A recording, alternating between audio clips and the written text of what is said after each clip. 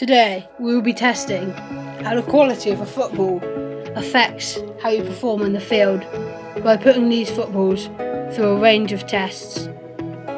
First up, we'll test an inflatable kids football. The first test was on dribbling.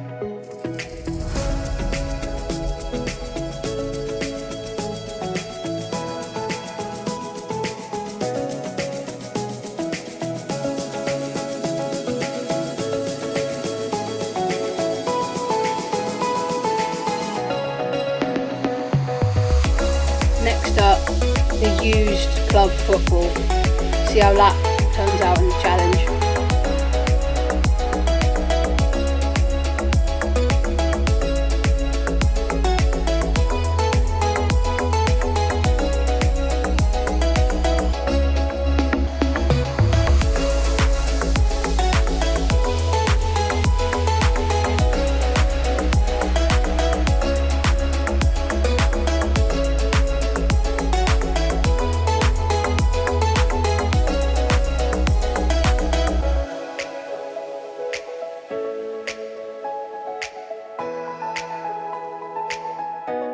As I was dribbling, you can notice a clear difference between the used club ball and the kids' inflatable football. Finally, for this challenge, we used a full-on matchday football that had only been used a few times.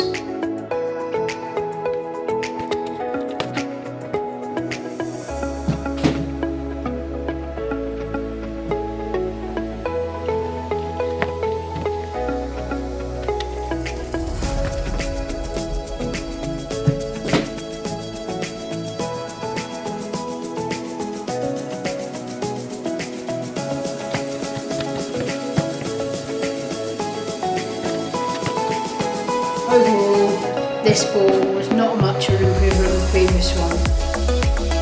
So, overall, the test of these balls showed that the child's football was by far the worst, it was 6 out of 10, and the others I would give a 9 out of 10. After that, I was testing the first touch.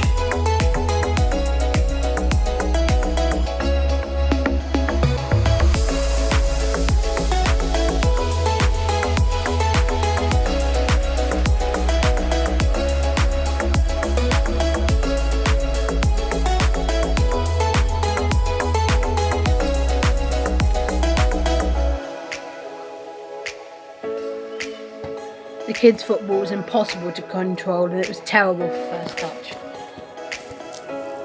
Now we went on to the used football.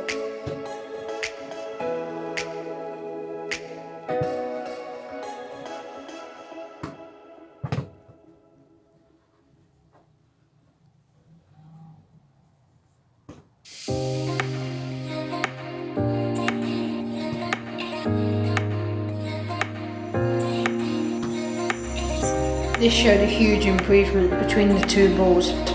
Sadly, I lost the footage for the first touch, but as this shows, the match ball performed better than all of the other balls.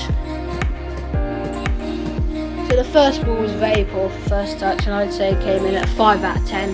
The used club ball maybe a 7, and the match ball was by far the best at around a 9 out of 10. Next up, I was testing shooting accuracy.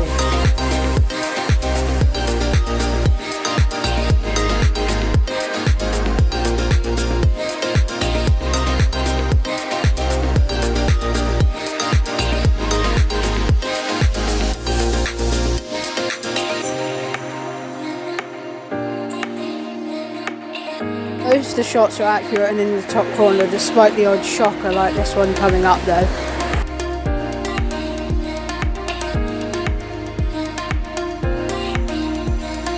We then went on to the used club football.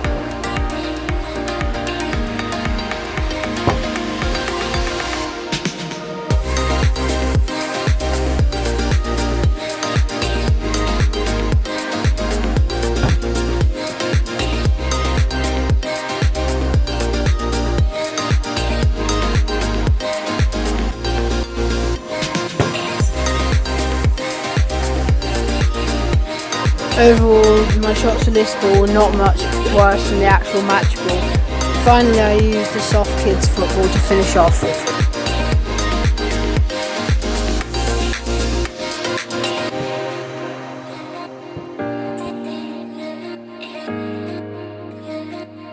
As you can see there, the kids' football is very inaccurate. After all the tests has gone underway, we finally had the results in so we could decide which ball was ultimately the best and see whether the quality of the football does affect your performance on the field.